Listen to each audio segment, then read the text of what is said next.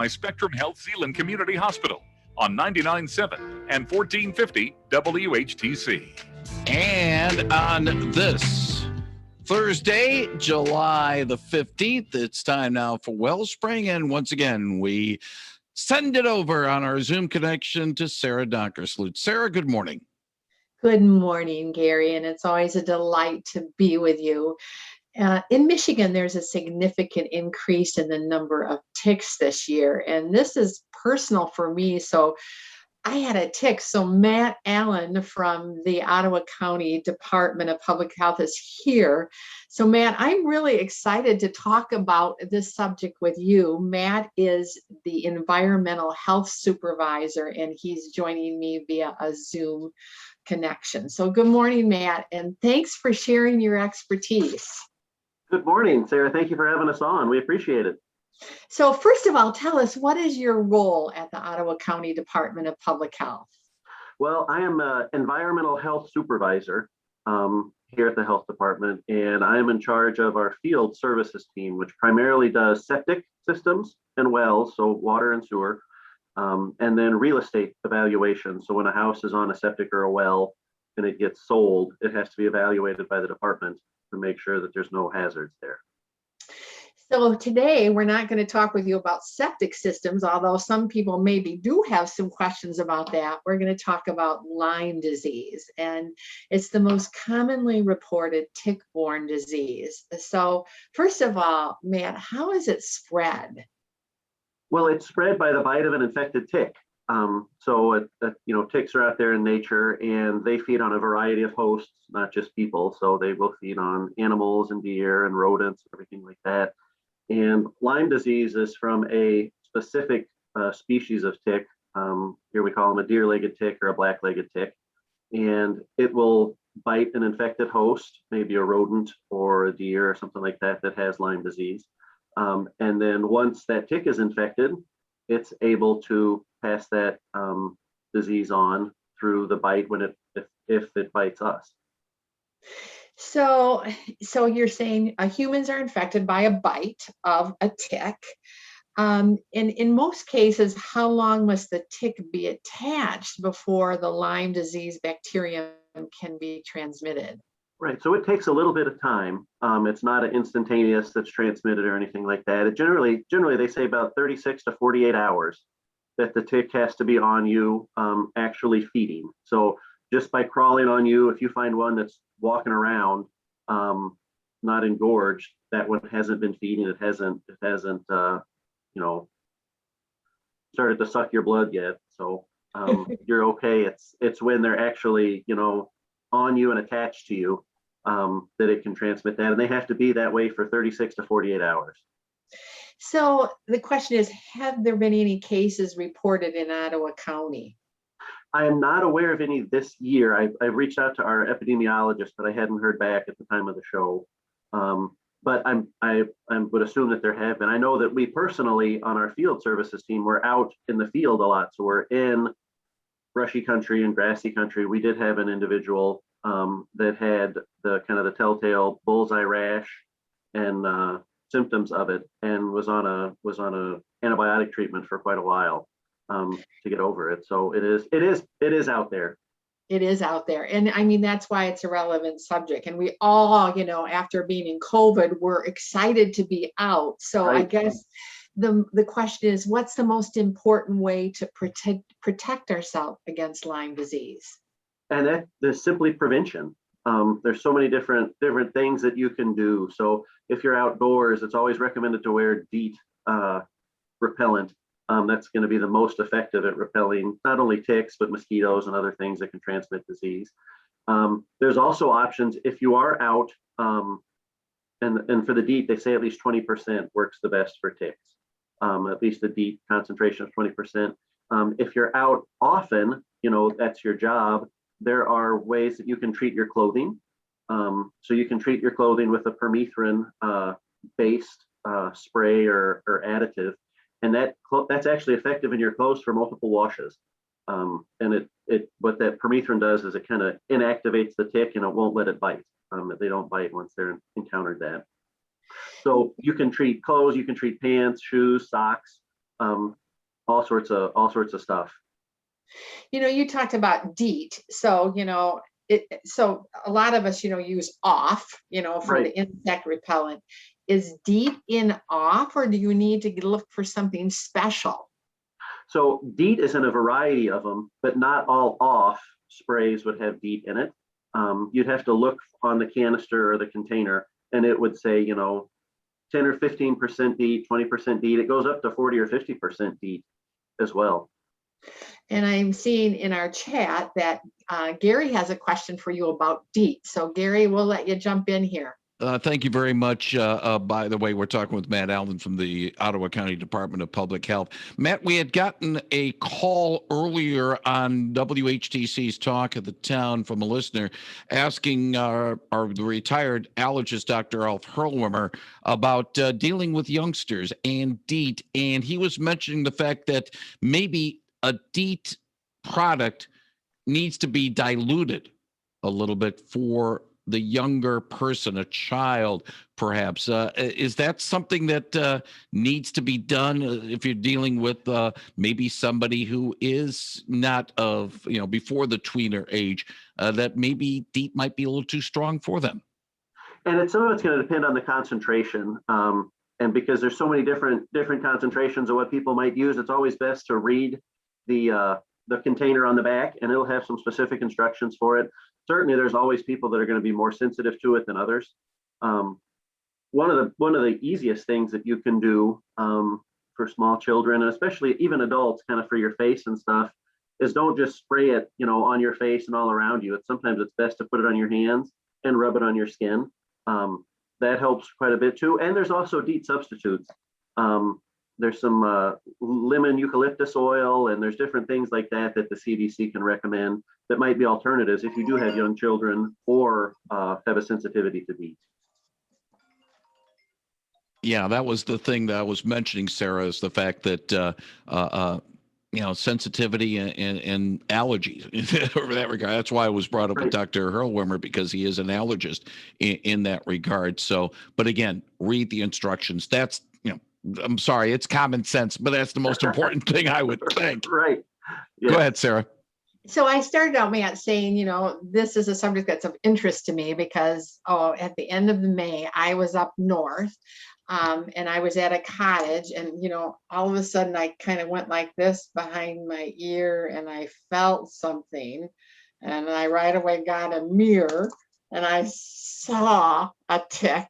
Right. And, I pulled it off, and I looked at it, and I thought, oh God, this is a tick. You know what I mean? All of a sudden, and I had just been outside, so I know it hadn't been there for a long time. Sure. So I pulled it off, and I happened to be on the phone with one of my colleagues, and I said, I have this tick. And she said, show it to me, you know what I mean? And I'll see if you got the head, because I had never had a tick before. Okay. So the question that I'm going to ask you is, what should you do if you find a tick on your body, or you've been in an area where a tick could reside? And then I'll tell you what I did, but you're the expert. Yeah, after you run around screaming for a second or two, then you... it gives you just a weird feeling, like, oh my word, a tick, right. Yes. Yep. Yeah. It depends. So if it's just crawling around, they're easy to pick off and squish and then throw away, make sure they're dead. If it's actually embedded or attached to you, a couple different things, but it's recommended, that you take some tweezers, and their head is right at the skin level. So when you do remove them, you can't just pinch their body and pull it off. You're supposed to take a pair of tweezers and pinch right at the skin level, and pinch that and pull it out. And you'll feel a tug because they are attached. And as you pull it out, it's called a proboscis on them, but it's kind of a long tube that's actually what's injected in your skin. And you'll see that come out. And that's a sign that you did get it all. But yeah, easiest way is to remove it. Great thing to do are tick checks on yourself or your kids if they're out. I always tell my wife I got to check her for ticks when we're done outside and stuff like that. But it's just a great way to, just to make sure that they're not some places that are hard to find. Hairlines are a really popular spot for them to go. Anywhere blood vessels are close to the skin, under your arms, behind your knees, your groin. The material says your belly buttons, because that's kind of not a lot of skin around there, actually inside it. So yeah, you'll pull it off, and then you just make sure that you got the head and just kind of monitor yourself for the next few weeks. Yeah, so I didn't have a tweezers, I pulled it off. I showed it to my colleague and I said, because she knows about ticks. And she said, I put my camera up to it and I said, do I have a head? And she said, yes, you have the head. But, then what I ended up doing, because I was thinking, boy, what if this really was longer than I thought? I ended up taking the tick and I put it in a plastic bag in the freezer, because I thought I want to preserve this tick in case something develops. Now, was that just like an old wives' tale to do that? Or what do you need to save the tick to have it tested? Yeah, so one of the big things is to identify the tick in terms of what kind of species it is. And if it's a general, like a dog tick, which is predominantly what we see a lot of around here, that's not the type of tick that carries Lyme disease. So once you can identify it to the species, then you know what kind of your next steps are. The state actually used to offer a testing service where residents could bring stuff by. We would identify it. If it was a black-legged or a deer tick, we'd put it in the mail, and then the state would test it for Lyme disease. But they stopped doing testing April of last year. So all they do is the identification. So if it is identified as one that would have possibly have Lyme disease due to it, what the type of tick that it is, yeah, then you could certainly hang on to it. There's not necessarily a need to it, but mainly it's just to kind of monitor your health. Look for symptoms of Lyme disease and that can be anywhere, they say, from 3 to 30 days after the tick bite. So it is something that you have to watch for a little bit. So what I hear you saying is my tick is still in the freezer, so I can throw away my tick, because I think it's safe to throw it away. Yeah. Well, that's good. And I think, what I hear you saying is I have been monitoring that area, it's Sure. behind my ear, and I've been saying to my husband, look, do you see anything? And right away I did wash off, I washed it with, some warm water, and I ended up putting some Neosporin on. But, is that necessary once you get the tick out to wash your area or put anything on it? Yeah, I mean, that would be more for infection than anything else. I mean, it is and if you don't get the head, that is a possibility that you could have an infected area around there, because there's still something there that's in your skin. But if you get the head and everything, it certainly doesn't hurt anything to wash it and clean it.